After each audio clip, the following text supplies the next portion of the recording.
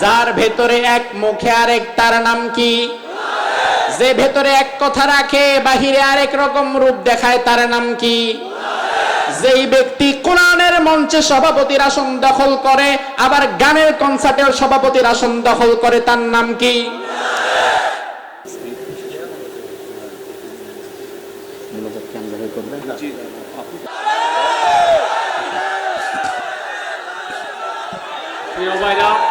বসেন, মাহফিল চলবে, বসেন। এই বসেন, আমি বলতেছি, এই আপনারা বসেন, বসেন। আরে আপনারা বসলেই না মাহফিল চলবে, বসেন। এই মুনাফিকদের থেকে আল্লাহ তাআলা ঈমানদারদেরকে আলাদা করতে চাইলেন। এজন্য আল্লাহ তাআলা উহুদের প্রান্তর সৃষ্টি করে দিয়েছিলেন। আজও আমাদের উপরে যেই বিপদ মুসিবত আসে, যেই অসময় আসে, আমরা বুঝতে পারি আল্লাহ তাআলা আমাদেরকে ভালোবাসেন এবং আমাদের থেকে আল্লাহ তাআলা মুনাফিকদেরকে চিহ্নিত করার জন্যই হয়তো অসময়টা দিয়েছেন।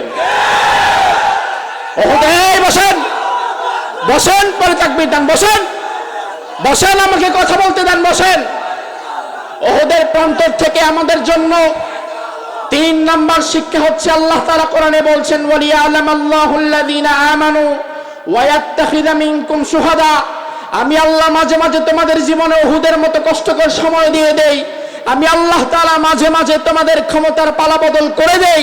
এই জন্য আমি আল্লাহ তাআলা মাঝে মাঝে আমার জমিনে আমার দিন কায়েমের জন্য তোমাদের মধ্য থেকে কিছু মানুষকে শহীদ হিসাবে গ্রহণ করতে চাই। আল্লাহ তাআলা যদি আমাদেরকে শহীদ হিসাবে গ্রহণ করতে চায়, ওই রবের জন্য জীবন দিয়ে শহীদ হওয়ার জন্য মানসিক প্রস্তুতি আমাদের আছে না নাই? সাহাবায়ে কেরাম উহুদের প্রান্তরে একজন দুজন না 70 জন সাহাবী একাতারে জীবন দিয়ে দিয়েছিলেন আল্লাহর দিন কায়েমের জন্য, ঠিক কিনা? এরপরে উহুদের প্রান্তর থেকে আমাদের 4 নাম্বার শিক্ষা হচ্ছে, জীবনের যেই পয়েন্টে ঈমানদার রাসূলুল্লাহর আনুগত্যের বাহিরে যাবে, ওই পয়েন্ট থেকেই বিপদ আসবে। উহুদের প্রান্তরে আল্লাহর হাবিব 50 জন সাহাবীকে হাতে তীরন্দাজ, তাদের হাত থেকে তলোয়ার নিয়ে তীর দিয়ে বলেছিলেন, জাবাল রুমাত নামক এই পাহাড়ের চূড়ায় তোমরা দাঁড়িয়ে থাকবা, আর আমরা মধ্যখানে যুদ্ধ করব। যুদ্ধ করতে করতে যদি আমরা সবাই শহীদ হয়ে যাই, যদি দেখো আমাদের লাশকে কুকুর বেড়াল খাচ্ছে, তবুও তোমরা নামবা না। তোমাদের দায়িত্ব হচ্ছে ওই জাবালের রুমাতের উপরে চূড়ায় তোমরা তীরন্দাজ দাঁড়িয়ে থাকবা। পেছন দিক থেকে কেউ যদি আক্রমণ করে, এটা তোমরা ট্যাকেল দিবা, ঠেকাবা। ওই সাহাবীরা বোঝেন, ওই সাহাবীরা এক সময় ওই সাহাবীরা যখন দেখলো যুদ্ধের প্রথমার্ধে যুদ্ধ প্রায় শেষ হয়ে যাবে, ওই 50 জন সাহাবীর আমির ছিল আব্দুল্লাহ বিন জুবায়ের আনসারী। আব্দুল্লাহ বিন জুবায়ের আনসারী দাঁড়িয়ে আছে, 50 জন দাঁড়িয়ে আছে। কিছু সাহাবী ভাবতে লাগলো, যুদ্ধ তো প্রায় শেষ পর্যায়ে, আমরা নেমে গনিমতের কিছু মাল টোকাই কালেকশন করি। কিন্তু রাসূল বলে গিয়েছিলেন, আমার অর্ডার ছাড়া নামবা না। তোমার যুক্তিতে যতই ধরুক না কেন এটা ভালো, কিন্তু ওটা আসলে ভালো না। রাসূল যেটা বলে আসলে ওটাই ভালো। ওই সাহাবীদের যুক্তিতে হয়তো ধরেছিল না, আমরা নামি এখন গনিমতের মাল টোকাই, যুদ্ধ তো প্রায় শেষ। আব্দুল্লাহ বিন জুবায়ের আনসারী আমির যিনি, তিনি বললেন, তোমরা নেমো না। আমিরের আদেশ লঙ্ঘন করে বাকি কর্মীরা নেমে গিয়েছে রাসূলুল্লাহর আদেশের বিরুদ্ধে গিয়ে। সাহাবায়ে কেরাম যেই পয়েন্টে নিজেদের মতকে প্রাধান্য দিয়ে রাসূলের আদেশের বিপরীতে গিয়েছে, আল্লাহ তাআলা ওই যুদ্ধেই সাহাবায়ে কেরামকে চূড়ান্ত কঠিন পরীক্ষার মধ্যে ফেলে দিয়েছে। আজ গোটা দুনিয়াতে মুসলমানেরা যদি মার খেয়ে থাকে, যদি নির্যাতিত হয়ে থাকে, তার সবচাইতে বড় কারণ মুসলমানেরা আল্লাহ রাসূলের আনুগত্যের চাদর থেকে বের হয়ে ভারত কিংবা আমেরিকার আনুগত্যের মাঝে ডুবে গেছে। আল্লাহ রাসূলের আনুগত্যের পয়েন্ট থেকে তারা সরে গিয়েছে। ও আমার ভাইরা, ভালো করে বোঝেন, উহুদের প্রান্তর থেকে আমাদের 5 নাম্বার শিক্ষা হচ্ছে, আল্লাহ তাআলা বলছেন, ওয়ালিউমাহহিসাল্লাহুল্লাযীনা আমানু ওয়া ইয়ামহাকাল কাফিরিন। আল্লাহ তাআলা দুনিয়াতে মাঝে মাঝে উহুদের প্রান্তর তৈরি করে মুসলমানদের ঈমানকে তামহিজ করতে চায়। আর তামহিজ বাবে তাফঈল থেকে, তামহিজ শব্দের অর্থ হচ্ছে পুড়িয়ে খাঁটি করা। স্বর্ণকার যেমন স্বর্ণকে আগুনে পুড়িয়ে খাঁটি করে, আল্লাহ তাআলা ঈমানদারদেরকে দুনিয়াতে বিপদ আপদে জ্বালিয়ে পুড়িয়ে খাঁটি করে জান্নাতের জন্য প্রস্তুত করে নিতে চায়। আমার ভাইরা, ভালো করে বুঝবেন, সর্বশেষ কথা বলি, কথা বেশি বলবো না। কথা বুদ্ধিমানের জন্য 1 মিনিট কথাই যথেষ্ট, ঠিক কিনা? ভালো করে বোঝেন, রাসূলুল্লাহর জীবনে বদর হয়েছে, উহুদ হয়েছে, খন্দক হয়েছে, খাইবার হয়েছে, এরপর হয়েছে ফাতহে মক্কা, মক্কা বিজয়। আমাদের জীবনও বদর হবে, উহুদ হচ্ছে, খন্দক হবে, খাইবার হবে, এরপরেই হবে মুসলমানদের গোটা দুনিয়ায় বিশ্ব বিজয়। ও আমার জাতি, ভালো করে শোনেন, জমিনে দিন প্রতিষ্ঠা করতে যে সাহাবায়ে কেরাম কি মার খায় নাই? রক্ত দেয় নাই? শহীদ হয় নাই? ভয় পেয়ে গেছে? পিছু হটে গেছে? মনোবল হারিয়েছে? নাকি পালিয়ে গেছে? পালায় নাই, মনোবল ভাঙে নাই। কারণ সাহাবায়ে কেরাম জানেন এই আধার আধার না, এই আধার কেটে অচিরেই আবার আলোর দেখা পাওয়া যাবে। মেঘ দেখে কেউ করিসনি ভয়, আড়ালে তার সূর্য আছে। রাত্রি যতই গভীর হয় প্রভাত ততই ঘনিয়ে আসে, ঠিক কি না? ও আমার জাতি, চট্টগ্রামের হাজার হাজার মুসলমান, তোমাদের কাজ কোরআন হাতে নিয়ে আমি বলে দিতে চাই, আগামী দিনের সূর্য উদিত হবে, এটা যেমন সত্য, এই জমিনে আল্লাহর দিন টুডে অর টুমরো কায়েম হবে, এটাও তেমন সত্য। কোনো বাধা দিয়ে দিন কায়েম রুখতে পারবেন না। তবে জমিনে আল্লাহর দিন কায়েম করতে গেলে যদি আমির হামজার মতো উহুদের ময়দানের মতো শহীদ হতে হয়, জমিনে দিন কায়েম করতে গেলে যদি সুমাইয়ার মতো শহীদ হতে হয়, জমিনে দিন কায়েম করতে গেলে যদি রাসূলুল্লাহর নাতি ইমাম হুসাইনের মতো শহীদ হতে হয়, জমিনে দিন কায়েম করতে গেলে বিশ্ব বরেণ্য মুফাসসিরের মতো যদি শহীদ হতে হয়, শহীদ হয়ে শাহাদাতের ঈদগাহে শামিল হওয়ার জন্য তাবলীগী প্রস্তুত। আল্লাহ তাআলা আপনাদেরকে কবুল করুক। বসেন, বসেন। আর কোরআনের পক্ষে যারা আছে আল্লাহ তাআলা যেন দুনিয়া এবং আখিরাতে তাদেরকে সম্মানিত করে, বলেন আমিন। প্রশাসনের ভাইরা এসেছেন, আরো যত মানুষ এসেছেন, আমরা সকলের জন্য দোয়া করব। আমরা অন্তরে কারো প্রতি হিংসা বিদ্বেষ পোষণ করে রাখি না। আল্লাহুম্মা আমিন। লা ইলাহা ইল্লা হুয়াল হালিম, সুবহান রাব্বিকা রাব্বিল আরশিল আযীম। আল্লাহুম্মা লা মানিআ লিমা আতাইত ওয়া লা মুতিআ লিমা মানাত ওয়া লা ইয়ানফাউ যাল জাদ্দি মিনকাল জাদ। আল্লাহুম্মা সাল্লি ওয়া সাল্লিম আলা নাবিয়িনা মুহাম্মদ সাল্লাল্লাহু আলাইহি ওয়া আলা আলিহি ওয়া আসহাবিহি ওয়া বারাকা ওয়া সাল্লাম। রব্বুল আলামিন, চট্টগ্রাম জেলার ঐতিহ্যবাহী থানা বাঁশখালীর চাম্বলে হাজারো জনতাকে সাথে নিয়ে তোমার দরবারে আমরা ভিক্ষার হাত তুলে দিয়েছি। মেহেরবানি করে তুমি আমাদের জিন্দেগির গুনাহ খাতা সমূহ মাফ করে দাও।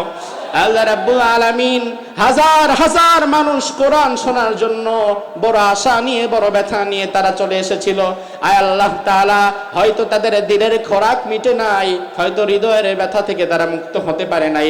আর রব্বে কারীম, মেহেরবানি করে আগামীতে এই জমিনকে তুমি কোরআনের জন্য এমন ভাবে উন্মুক্ত করে দাও যেন কোরআনের তাফসীর কারকেরা এখানে এসে নির্বিঘ্নে কোরআনের কথা বলতে পারে, আর আমার ভাইয়েরা যেন এই কোরআনের কথা শুনতে পারে। রব্বুল আলামিন, আমরা যারা হাত তুলেছি তুমি আমাদের জিন্দেগির গুনাহ খাতাগুলো মাফ করে দাও। ওয়ালা তাহিনু ওয়ালা তাহজানু ওয়া আনতুমুল আলাউনা ইন কুনতুম মুমিনিন।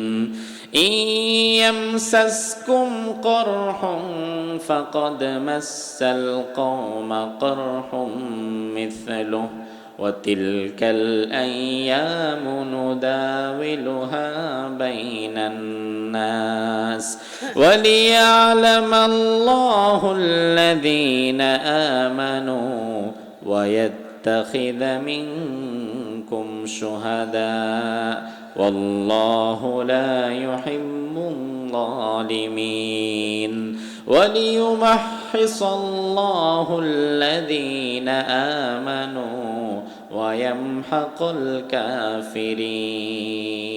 একটু জোরে বলেন তো আল্লাহু আকবার। আল্লাহ রাব্বুল আলামিন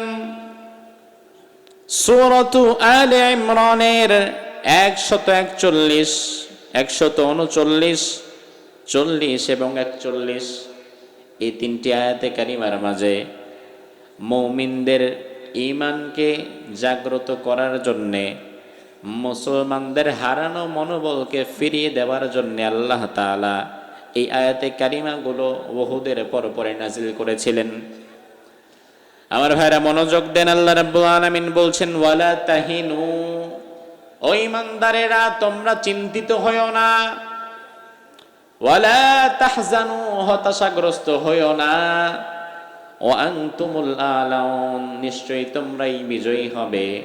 ইন কুনতুম মুমিনিন, যদি তোমরা ঈমানের দাবির উপরে অবিচল থাকতে পারো। ইয়ামসাসকুম কারহুন, আজ যদি তোমাদের উপরে কোনো বিপদ মুসিবত এসেই থাকে, ফাকাদ মাসাল কওমা কারহুম মিথলু, এই বিপদ মুসিবত তাদের উপরেও এসেছিল। ওয়া তিলকাল আইয়ামু নুদাউিলুহা বাইনান নাস, আমি আল্লাহ তাআলা মানুষের মাঝে ক্ষমতার পালাবদল ঘটিয়ে দেই। দিনের পরে যেমন রাত আসে, রাতের পরে যেমন দিন আসে, এটা যেমন বাস্তব, ক্ষমতারও পালা বদল হয়, এটাও তেমন বাস্তব।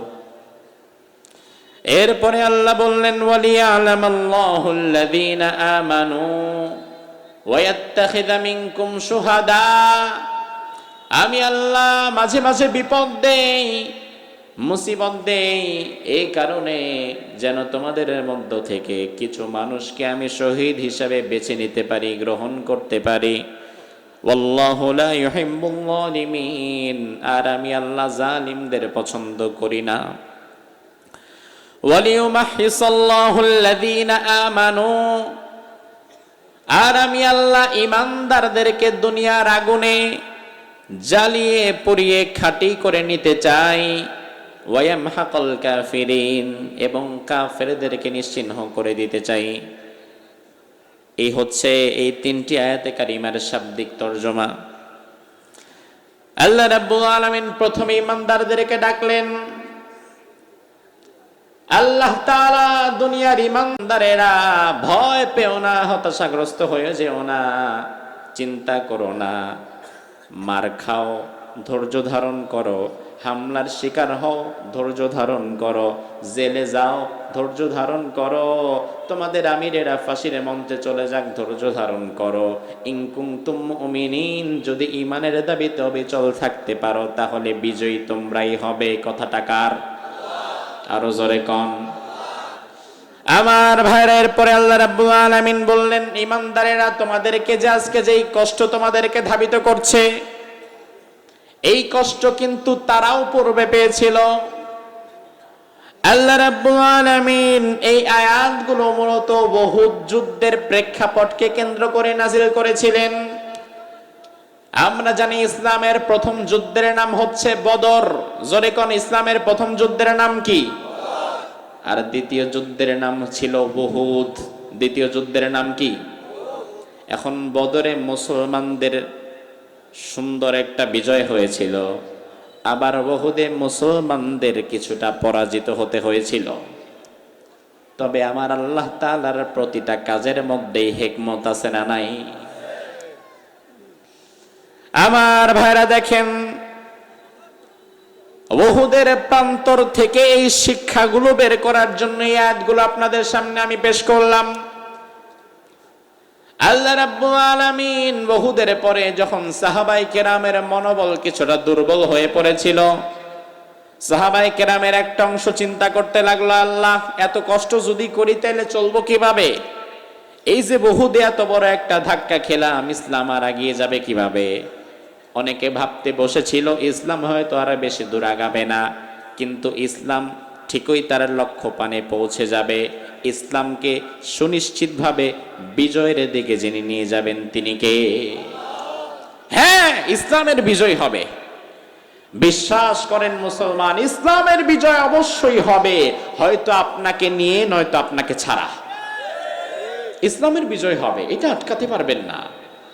ইসলামের বিজয় অবশ্যই হবে, হয়তো আপনাকে নিয়ে নয়তো আপনাকে ছাড়া, কিন্তু আপনি হেরে যাবেন এবং হারিয়ে যাবেন ইসলামকে ছাড়া। ইসলামকে ছাড়া আপনি হেরে যাবেন, আপনি হারিয়ে যাবেন। কালের বিবর্তনে আপনার নামও কেউ মনে রাখবে না, কিন্তু ইসলাম ঠিকই তার লক্ষ্য পানে পৌঁছে যাবে। ঠিক কিনা? উহুদের পরে আল্লাহ তাআলা এই আয়াতগুলো নাজিল করলেন মুমিনদের ঈমানকে জাগ্রত করে দেওয়ার জন্য। আজ গোটা দুনিয়ার বিভিন্ন প্রান্তে দুনিয়ার কুফফার শক্তি একত্রিত হয়ে দুনিয়ার বিভিন্ন প্রান্তে তারা নতুন নতুন উহুদের প্রান্তর তৈরি করে রাখছে। আজ থেকে ১,৫০০ বছর পূর্বে মদিনার ইসলামকে ধ্বংস করার জন্য মক্কার মুশরিকরা, কাফেররা, মুরতাদরা, নাস্তিকেরা তারা যেমন এক হয়ে গিয়েছিল, বর্তমান পৃথিবীতেও ইসলামের নাম নিশানা মুছে ফেলার জন্য পৃথিবীর নানান প্রান্তে বর্তমান দুনিয়ার জালিমেরা, কাফের মুশরিকেরা নতুন নতুন বহুদের প্রান্তর বানিয়ে মুসলমানদেরকে সেখানে মারছে। আর বর্তমান দুনিয়ার অন্যতম বড় উহুদের প্রান্তর হচ্ছে বর্তমান ফিলিস্তিন। এমন কোন দিন যায় না, এমন কোন রাত আসে না যেই দিনে যেই রাতে ফিলিস্তিনে কোনো না কোনো মায়ের বুক খালি হচ্ছে, কোনো না কোনো বাবার সন্তান দুনিয়া থেকে বিদায় হচ্ছে। এমন কি ঈদের দিনটা পর্যন্ত না, যেই ঈদের দিনে আপনি আমি হয়তো নামাজ পড়ে ফিন্নি পায়েস খেয়ে ঘুমিয়ে যাই, আনন্দ উল্লাস করি। আরে আপনার আমার যুব সমাজ ঈদের আগের চান রাতে যখন আতশবাজি আর পটকা ফোটাতে ব্যস্ত, তারাবাতি আর ছোট ছোট বোম ফোটাতে ব্যস্ত, ঠিক ওই সময় প্যালেস্টাইনের হাজারো যুবক কামানের গোলার সামনে আল্লাহর জন্য নিজের জীবন দিয়ে দিতে প্রস্তুত থাকে। তাদের ঈমান আর আমাদের ঈমানের মধ্যে কতটা ডিফারেন্স চিন্তা করা যায়। আর আমাদের আলেম সমাজ এখন আছে তারাবি ৮ রাকাত না ২০ রাকাত, সেই বিষয়ে বহাস করার জন্য। অবাক হয়ে গেলাম আমি, লজ্জা থাকা দরকার আলেমদের। গতকাল আমরা দেখলাম দুই মতের ভিন্ন ধারার দুইজন আলেম, আমি নাম নিলাম না, দুইজন ফেসবুক গরম করে ফেলেছে যে তারাবি ৮ রাকাত না ২০ রাকাত, এটা নিয়ে ঝগড়া হবে, ডিবেট হবে, বহাস হবে, দেখবো কোন গ্রুপ জিতে। অথচ তারাবি কি এখন আছে না গেছে? বুঝে না কথা। এখন কি আর তারাবি পড়ি আমরা? রমজান শেষ, তারাবিও, কিন্তু এখনো তাদের আক্রমণাত্মক মনোভাব শেষ হয় নাই। আমি একজনকে বললাম, ভাই ঘটনা কি? রমজান তো শেষ, এখন আবার নতুন করে ৮ না ২০ সেই পেশাল উঠাইলো কেন? কয় হুজুর, আল্লাহ তো বলছে রমজান মাসে মুখ খারাপ করা যায় না, গালিগালাজ করা যায় না, এই জন্য বাহাসটা রমজানের পরেই দেওয়া লাগে যেন গালিগালাজ ইচ্ছা মতো করা যায়। আসলেও দেখলাম তাই।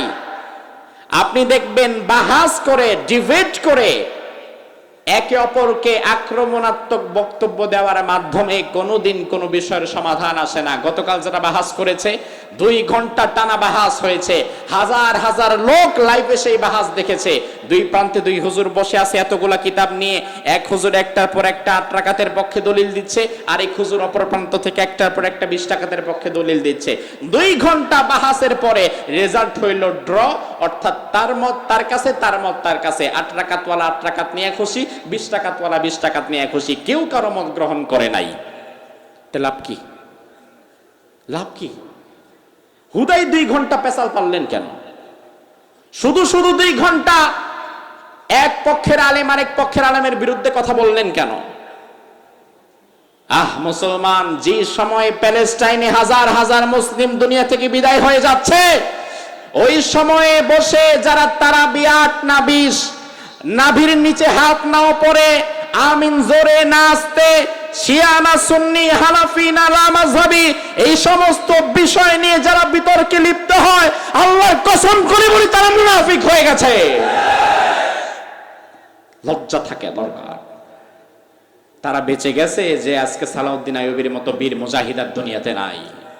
যদি সালাউদ্দিন আইয়ুবীর মতো মুজাহিদরা থাকতো, এই ধরনের বিতার্কিক আলেম যারা উম্মার কল্যাণে কাজ না করে বরং উম্মাকে আরো বিভক্ত করছে, তাদেরকে ধরে পিঠের চামড়া তুলে ফেলতো। আলেমদের ভূমিকা হবে কোমল তুলার মতো। আমার ভাই ৮ রাকাত পরে, এই পাশের ভাই, এই পাশের ভাই পরে ২০ রাকাত। আমি আলেম, এখন আমার দায়িত্ব দুইজনকে দুই দিকে সরিয়ে দেওয়া না, বরং তুলা, আপনার হাত কেটে গেলে তুলা যেমন ভেতরে এসে নরম হয়ে দুই পাশের চামড়াটাকে আস্তে আস্তে লাগাবার চেষ্টা করে, আমি যদি আলেম হই, আমার দায়িত্ব 2 ভাইয়ের মাঝখানে বসে 2 ভাইকে বুঝিয়ে শুনিয়ে তুলার মতো নিজে নরম হয়ে দুইজনকে 2 দিক থেকে মিশিয়ে দেওয়া। কথা কয় না? আর সেখানে আলেম হয়ে গেছে বরং নিজেই দাঁড় বঠি লাগাবে তো দূরের কথা, নিজেই কোব একটা মেরে আরো দূরে সরায় দেয়। এটা আলেমের বৈশিষ্ট্য না। আমার ভাইরা লক্ষ্য করেন, উহুদের ময়দানে আল্লাহ রাব্বুল আলামিন আমাদের জন্য বড় বড় 5টা শিক্ষা রেখেছেন। এই 5টা শিক্ষা যদি বর্তমানের মুসলমানেরা কোরআন এবং হাদিস থেকে উহুদের প্রান্তর থেকে নিজেদের জীবনে নিতে পারে, তাহলে উহুদের ময়দানের মার খাওয়ার পরে সাহাবায়ে কেরামকে আল্লাহ তাআলা পরবর্তীতে আবার যেমন বিজয় দিয়েছিলেন, আল্লাহ তাআলা বর্তমানে আমাদেরকেও তেমন বিজয় দিতে পারেন। তবে তার জন্য দরকার হচ্ছে উহুদের ময়দানের দিকে তাকান। কেননা বর্তমান পৃথিবীতেও নানান প্রান্তে উহুদের ময়দান কাফেররা তৈরি করে রেখেছে।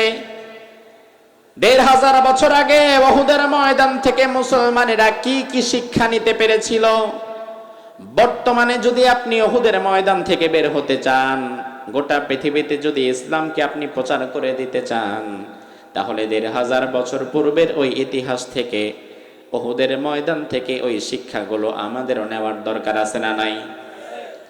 ভালো করে বুঝবেন কথাগুলো, গবেষণামূলক কথা। উহুদের ময়দান থেকে মূলত আমরা আজকে 5টা শিক্ষা বের করব। জোরে কোন কয়টা? চট্টগ্রামবাসী জবান খুলে বলেন কয়টা শিক্ষা? উহুদের ময়দান থেকে 5টা শিক্ষা আজকে আপনি আপনার ভেতরে গেঁথে নিয়ে যাবেন। সারা জীবন উহুদের ওয়াজ শুনেছেন, কেঁদেছেন, চোখের পানি ফেলেছেন। চোখের পানি ফেলা বাদ দিয়ে এখন মানসিকভাবে চিন্তা করেন, বুদ্ধি দিয়ে বিচার বিশ্লেষণ করেন এবং শিক্ষা বের করেন। কারণ আমাদের মূল সমস্যা হয়ে যায় আবেগকে কাজে লাগাই, বিবেককে কাজে লাগাতে পারি না, যার ফলে শিক্ষাটা বের করতে পারি না। উহুদের ময়দান থেকে প্রথম শিক্ষা হচ্ছে আল্লাহ তাআলা পূর্ববর্তী বছরে বদরের যুদ্ধে মুসলমানদেরকে বিজয় দিয়েছিলেন। বিজয় দিয়েছিলেন কে? আর বিজয় যখন হয়েছিল তখন সময়টা ছিল সুসময়। মুসলমানেরা আলহামদুলিল্লাহ অনেক গনিমতের মাল পেয়েছিল। গনিমতের মাল পেয়ে গরিব মুসলমানেরা ধনী হয়ে গিয়েছিল, ব্যবসাপাতি করে টাকা পয়সা হয়ে গিয়েছিল, এবং মুসলমানেরা অল্প সংখ্যক অধিক সংখ্যক কাফেরের বিরুদ্ধে যুদ্ধ করে জিতে গিয়েছিল। যার ফলে ওই সময়টা ছিল মুসলমানদের জন্য চমৎকার একটি সুসময়, এবং ইসলামের দিকে দলে দলে মানুষ অগ্রসর হচ্ছিল। ইসলামের জন্য সব সময় সুসময় থাকবে বিষয়টা এমন নয়, বরং আল্লাহ তাআলা চাহিতু মাঝে মাঝে কখনো কখনো সুসময়ের কাঁটাকে ঘুরিয়ে অসময়ও দিতে পারে, দুঃসময়ও দিতে পারে। এটা আল্লাহ তাআলা দিবেন এবং দিতেই পারেন, এবং দেওয়াটাই যুক্তিযুক্ত। কেন সেটা আপনাকে আমি বোঝাই। আল্লাহ রাব্বুল আলামিন বদরের ময়দানে মুমিনদের সুসময় দিয়েছিলেন। ঠিক কিছুদিন পরে উহুদের ময়দানে আবার দুঃসময় দিয়ে দিলেন। তার কারণ হচ্ছে আমার আল্লাহ রাব্বুল আলামিন মুমিনদের ঈমানটাকে পরীক্ষা করে নিতে চাইলেন। আমাদের বাংলায় একটা কথা আছে, সুসময়ে বন্ধু বটে অনেকেই হয়, অসময়ে হায় হায় কেউ কারো নয়।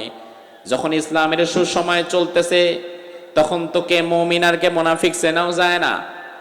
যখন ইসলামের সুসময় চলে তখন সবাই আমার বন্ধু, কিন্তু যখনই দুঃসময় আসে, যখনই ক্ষমতার পালা বদল হয়, ইসলামের দুঃসময় আসার দ্বারা আমরা অনেক সময় নিজেদের ঘরে লুকিয়ে থাকা মুনাফিকদের চিনে নিতে পারি।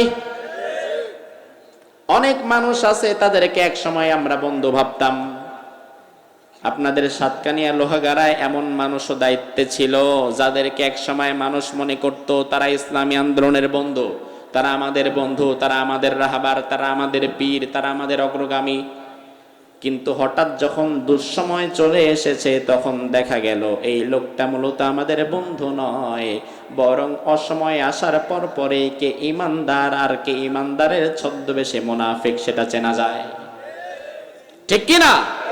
এজন্য আল্লাহ তাআলা চাইলেন উহুদের ময়দানে একটা দুঃসময় মুমিনদের মাঝে ক্রিয়েট করে দিতে, যেন ইমানদারদের মধ্য থেকে ইমানদার যারা প্রকৃতার্থে তারা টিকে যায় ইমানের পরীক্ষায়, আর অসময়ে আসার সাথে সাথে কিছু মুনাফিকরা ঝরে যায়। এটা উহুদের ময়দান থেকে আমাদের প্রথম শিক্ষা। উহুদের ময়দান থেকে আল্লাহ তাআলা আমাদেরকে দ্বিতীয় যে শিক্ষাটা দিলেন সেটা হচ্ছে আল্লাহ তাআলা ইমানদারদের এবং মুনাফিকদেরকে আলাদা করে ফেলতে চাইলেন। আল্লাহর হাবিব সাল্লাল্লাহু আলাইহি ওয়াসাল্লাম যখন হিজরত করে মক্কা থেকে মদিনায় গেলেন, তখন মদিনাতে মূলত ইহুদি গোত্রের বসবাস বেশি ছিল। আল্লাহর হাবিব যাওয়ার পরে অনেক মানুষ ইসলামের ছায়া তলে চলে আসে, কিন্তু তখন বিষয়টা এমন হয়ে গেছে, মদিনাতে 3 ক্যাটাগরির লোক পাওয়া যেত। একটা হচ্ছে ইহুদি, আরেকটা হচ্ছে মুসলিম, আর আরেক ক্যাটাগরি হচ্ছে মুনাফিক। এখন ইহুদি যারা তাদেরকে তো চেনাই যায়, মুসলমান যারা তাদেরকেও তো চেনাই যায়, কিন্তু কে মুমিন আর কে মুনাফিক সেটা তো চেনা যায় না। কারণ নিফাকি তো অন্তরের বিষয়, আর অন্তরের বিষয় দুনিয়ার কেউ জানে না, সেটা জানেন কে? আল্লাহর হাবিব সাল্লাল্লাহু আলাইহি ওয়াসাল্লাম যখন মদিনায় গেলেন, মদিনাতে 2টি গোত্র ছিল বড় বড়, আউস এবং খাজরাজ।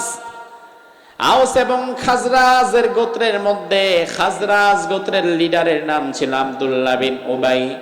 আল্লাহর হাবিব মদিনাতে যাওয়ার আগে মদিনার আউস খাজরাজ সহকারে মদিনার হাজার হাজার মানুষ আব্দুল্লাহ বিন উবাইকে তাদের নেতা হিসাবে মানত। আব্দুল্লাহ বিন উবাই যা বলতো তারা তাই মানত, তাই শুনতো।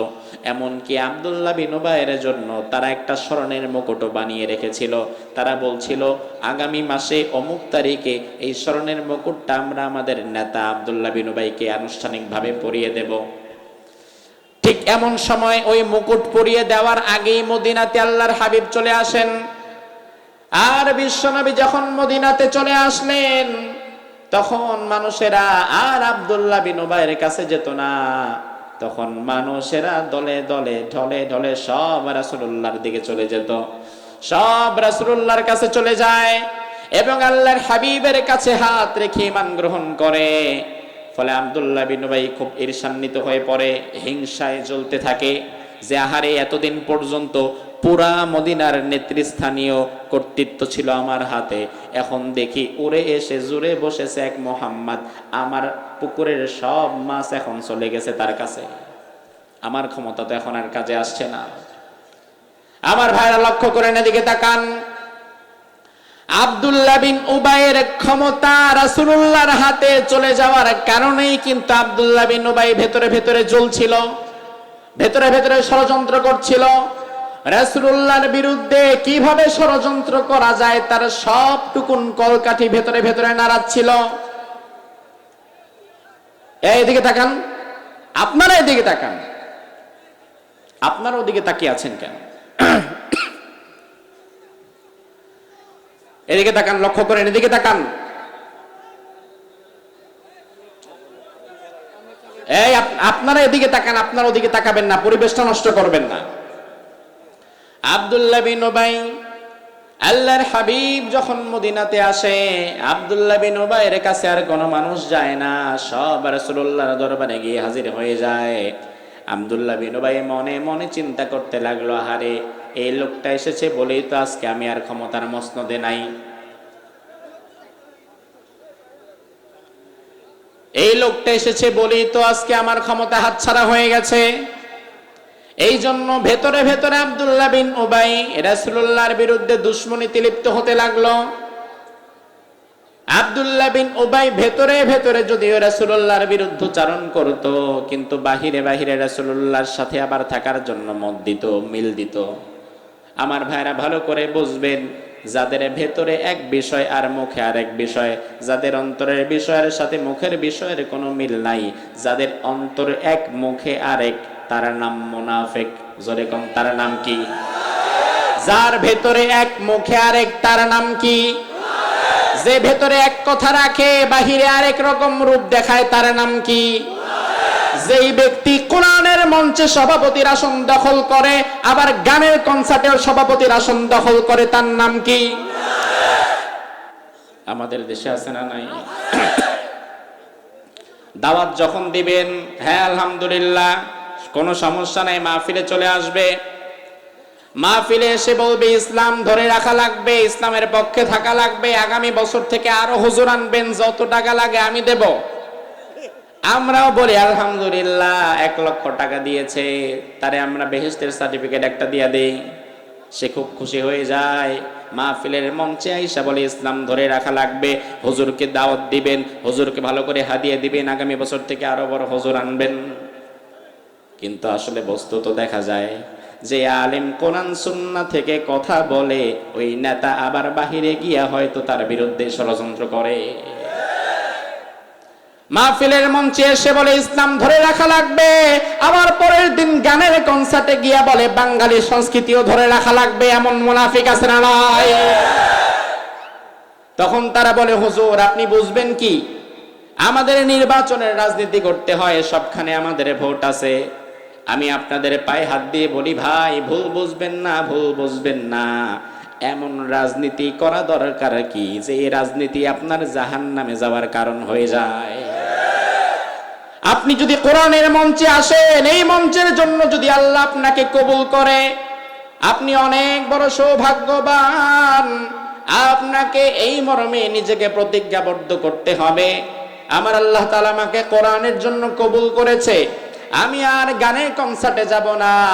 পরের দিন যখন এলাকার খারাপ ছেলেরা গানের কনসার্টের আয়োজন করার জন্য আপনার কাছে আসবে, আপনাকে প্রধান অতিথি করতে চাইবে, আপনার কাছ থেকে টাকা পয়সা নিতে আসবে, আপনি তখন বলবেন আমি কোরআনের মঞ্চে গিয়ে বসেছি, আমি ওয়াদা করেছি গানের কনসার্টে আমি আর সভাপতি হতে পারবো না, তোমাদেরকে টাকা দিতে পারবো না, তবে তোমরাও যদি তাদের মতো দিনের কোনো আয়োজন করো, কোনো বড় আলেমকে দাওয়াত দাও, আমি তোমাদের সাথেও থাকবো।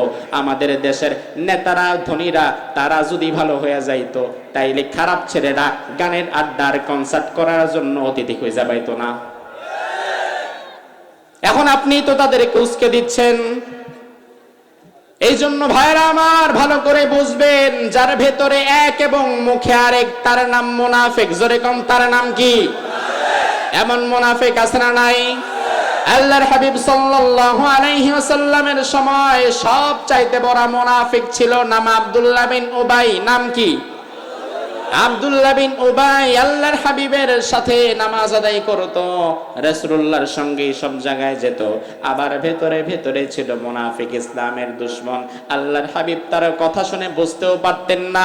আল্লাহর হাবিব তাকে অনেক বেশি ভালোবাসতেন, তাকে অনেক বেশি বিশ্বাস আল্লাহর হাবিব করতেন। আল্লাহ রাব্বুল আলামিন যখন উহুদের ময়দান প্রস্তুত হয়ে গেছে, উহুদের ময়দানে আবু সুফিয়ান যখন 3000 সশস্ত্র কাফের নিয়ে মদিনা আক্রমণের জন্য উহুদ পাহাড়ের প্রান্তরে চলে এসেছে, আল্লাহর হাবিব তখন দেখলেন এখন তো আর কোনো উপায় নাই।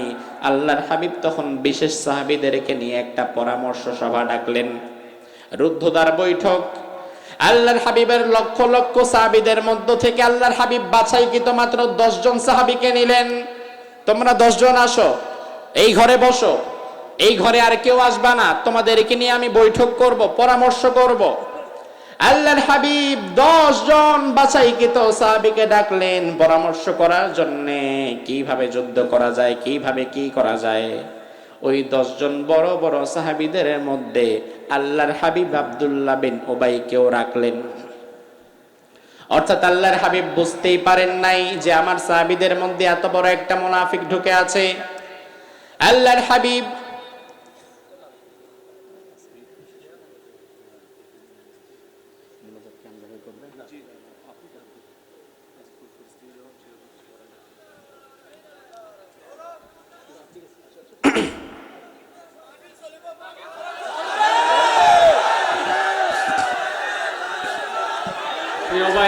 প্রিয় ভাইরা বসেন, মাহফিল চলবে, বসেন। এই বসেন, আমি বলতেছি, এই আপনারা বসেন, বসেন। আরে আপনারা বসলেই না মাহফিল চলবে, বসেন।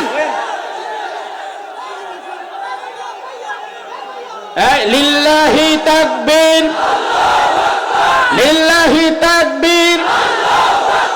আল কোরআনের আলো, আল কোরআনের আলো। তোমার নেতা আমার নেতা। বসেন, সবাই বসে পড়েন, মাহফিল চলবে, বসেন বসেন। ঈমানের দাবি থেকে আপনাদের কাছে হাত জোর করে বলছি, বসেন বসেন বসেন বসেন, দাঁড়িয়ে থাকবেন না, বসেন বসেন। এই ভাইরা বসে পড়েন, আমার ভাইরা লক্ষ্য করেন, এই মুনাফিকদের থেকে আল্লাহ তাআলা ঈমানদারদেরকে আলাদা করতে চাইলেন। এজন্য আল্লাহ তাআলা উহুদের প্রান্তর সৃষ্টি করে দিয়েছিলেন। আজও আমাদের উপরে যেই বিপদ মুসিবত আসে, যেই অসময় আসে, আমরা বুঝতে পারি আল্লাহ তাআলা আমাদেরকে ভালোবাসেন এবং আমাদের থেকে আল্লাহ তাআলা মুনাফিকদেরকে চিহ্নিত করার জন্যই হয়তো সময়টা দিয়েছেন। ওহুদে বসেন, বসেন, পরে তাকবীর দেন, বসেন, বসেন, আমাকে কথা বলতে দেন, বসেন। ওহুদের প্রান্তর থেকে আমাদের জন্য 3 নাম্বার শিক্ষা হচ্ছে, আল্লাহ তাআলা কোরআনে বলছেন, ওয়ালিয়ালামাল্লাহুল্লাযীনা আমানু ওয়া ইয়াত্তাখিযা মিনকুম শুহাদা। আমি আল্লাহ মাঝে মাঝে তোমাদের জীবনে উহুদের মতো কষ্টকর সময় দিয়ে দেই। আমি আল্লাহ তাআলা মাঝে মাঝে তোমাদের ক্ষমতার পালাবদল করে দেই। এই জন্য আমি আল্লাহ তাআলা মাঝে মাঝে আমার জমিনে আমার দিন কায়েমের জন্য তোমাদের মধ্য থেকে কিছু মানুষকে শহীদ হিসাবে গ্রহণ করতে চাই। আল্লাহ তাআলা যদি আমাদেরকে শহীদ হিসাবে গ্রহণ করতে চায়, ওই রবের জন্য জীবন দিয়ে শহীদ হওয়ার জন্য মানসিক প্রস্তুতি আমাদের আছে না নাই? সাহাবায়ে কেরাম উহুদের প্রান্তরে একজন দুজন না 70 জন সাহাবী একাতারে জীবন দিয়ে দিয়েছিলেন আল্লাহর দিন কায়েমের জন্য, ঠিক কিনা?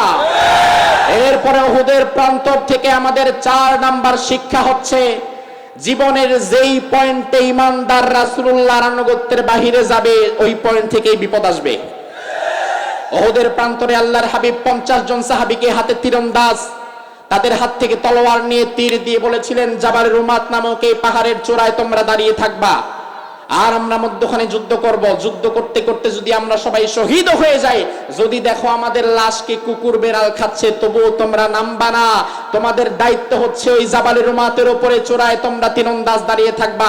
পেছন দিক থেকে কেউ যদি আক্রমণ করে, এটা তোমরা ট্যাকেল দিবা, ঠেকাবা।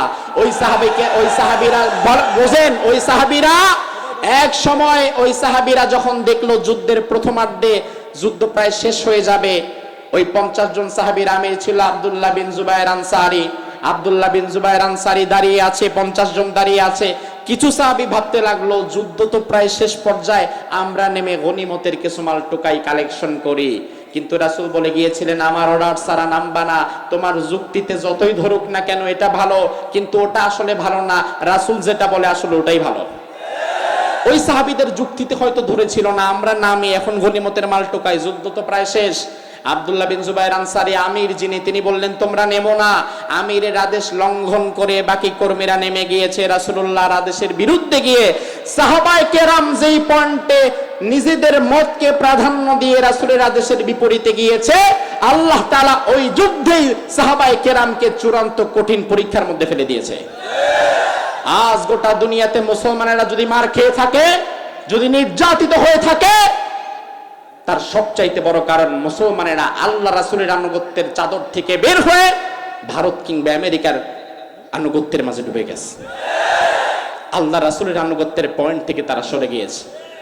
ও আমার ভাইরা, ভালো করে বোঝেন, বহুদের প্রান্তর থেকে আমাদের 5 নাম্বার শিক্ষা হচ্ছে, আল্লাহ তাআলা বলছেন, ওয়ালিউমাহহিসাল্লাহুল্লাযীনা আমানু ওয়া ইয়ামহাকাল কাফিরিন। আল্লাহ তাআলা দুনিয়াতে মাঝে মাঝে উহুদের প্রান্তর তৈরি করে মুসলমানদের ঈমানকে তামহিজ করতে চায়। আর তামহিজ বাবে তাফঈল থেকে, তামহিজ শব্দের অর্থ হচ্ছে পুড়িয়ে খাঁটি করা। স্বর্ণকার যেমন স্বর্ণকে আগুনে পুড়িয়ে খাঁটি করে, আল্লাহ তাআলা ঈমানদারদেরকে দুনিয়াতে বিপদ আপদে জ্বালিয়ে পুড়িয়ে খাঁটি করে জান্নাতের জন্য প্রস্তুত করে নিতে চায়। আমার ভাইরা, ভালো করে বুঝবেন, সর্বশেষ কথা বলি, কথা বেশি বলবো না। কথা বুদ্ধিমানের জন্য 1 মিনিট কথাই যথেষ্ট, ঠিক কিনা? ভালো করে বোঝেন, রাসূলুল্লাহর জীবনে বদর হয়েছে, উহুদ হয়েছে, খন্দক হয়েছে, খাইবার হয়েছে, এরপর হয়েছে ফাতহে মক্কা, মক্কা বিজয়। আমাদের জীবনেও বদর হবে, উহুদ হচ্ছে, খন্দক হবে, খাইবার হবে, এরপরেই হবে মুসলমানদের গোটা দুনিয়ায় বিশ্ব বিজয়। ও আমার জাতি, ভালো করে শোনেন, জমিনে দিন প্রতিষ্ঠা করতে যে সাহাবায়ে কেরাম কি মার খায় নাই? রক্ত দেয় নাই? শহীদ হয় নাই? ভয় পেয়ে গেছে? পিছু হটে গেছে? মনোবল হারিয়েছে? নাকি পালিয়ে গেছে?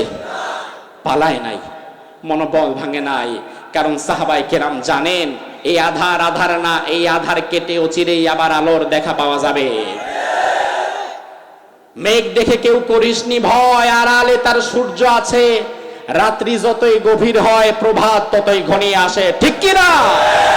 ও ও আমার জাতি, চট্টগ্রামের হাজার হাজার মুসলমান, তোমাদের কাজ কোরআন হাতে নিয়ে আমি বলে দিতে চাই, আগামী দিনের সূর্য উদিত হবে, এটা যেমন সত্য, এই জমিনে আল্লাহর দিন টুডে অর টুমরো কায়েম হবে, এটাও তেমন সত্য। কোন বাধা দিয়ে দিন কায়েম রুখতে পারবেন না। তবে জমিনে আল্লাহর দিন কায়েম করতে গেলে যদি আমির হামজার মতো উহুদের ময়দানের মতো শহীদ হতে হয়, জমিনে দিন কায়েম করতে গেলে যদি সুমাইয়ার মতো শহীদ হতে হয়, জমিনে দিন কায়েম করতে গেলে যদি রাসূলুল্লাহর নাতি ইমাম হুসাইনের মতো শহীদ হতে হয়, জমিনে দিন কায়েম করতে গেলে বিশ্ব বরেণ্য মুফাসসিরের মতো যদি শহীদ হতে হয়, শহীদ হয়ে শাহাদাতের ঈদগাহে শামিল হওয়ার জন্য তাবলীগি মজদুর। আল্লাহ তাআলা আপনাদেরকে কবুল করুক। বসেন, বসেন। আমরা এখন দোয়া করব, আল্লাহ সুবহানাহু ওয়া তাআলা আমাদেরকে কবুল করুক। সবার জন্য দোয়া হবে। বসেন। আমরা সকলের জন্য দোয়া করব, এলাকাবাসীর জন্য, এই মাহফিলকে এই পর্যন্ত আনতে যারা সহযোগিতা করেছেন, এতদিন পরে এই মাহফিল হয়েছে, যাদের কল্যাণে হয়েছে তাদের জন্য আমরা দোয়া করছি। আল্লাহ তাআলা যেন আগামীতে এই মাহফিলকে আরো বড় পরিসরে করার তৌফিক দান করুক। আল্লাহ তাআলা কোরআনের বিরুদ্ধে যারা অবস্থান নেয়, আল্লাহ তাআলা যেন দুনিয়া এবং আখিরাতে তাদেরকে চূড়ান্ত